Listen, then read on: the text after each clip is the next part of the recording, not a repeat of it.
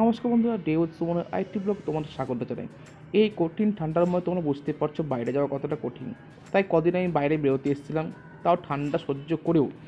তাই আমি এখন বর্তমানে আছি মুর্শিদাবাদে এসেছিলাম একটু বিশেষ বিশেষ কারণে, যেটা হচ্ছে এখানে একটি খুব সুন্দর কালী মন্দির আছে, মা কীটেশ্বরী মন্দির।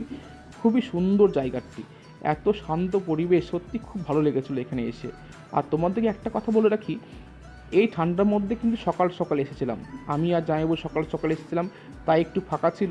আর পুজোয় তো দেরি হয়নি। আর সকাল সকাল আসাতে সুবিধা হয়েছে কি, যে ভালোভাবে পুজোটা কমপ্লিট হয়েছে।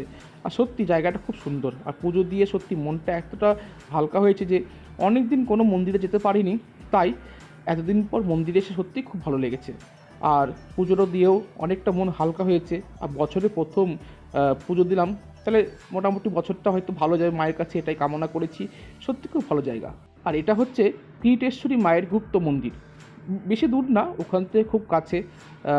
সেই যে তোমাদেরকে মন্দির দেখিয়েছি, সেই মন্দির থেকে ডান দিকে রাস্তাটা একটু ভিতর দিকে এসে গ্রামের ভিতরে মন্দিরটা, খুবই সুন্দর জায়গা। তোমরা এখানেও কিন্তু পুজো দিতে পারো।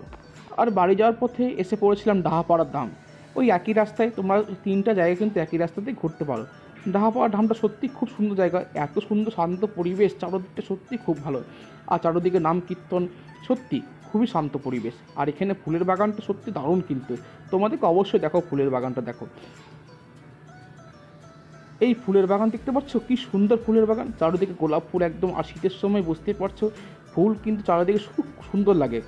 আর শীতের সময় কিন্তু এইসব ফুল কিন্তু দেখতেও খুব ভালো লাগে। তাহলে ফাইনাল বন্ধুরা, বাড়ি যাওয়ার সময় চলে এসছে, আবার ঘাট পার হয়েছি।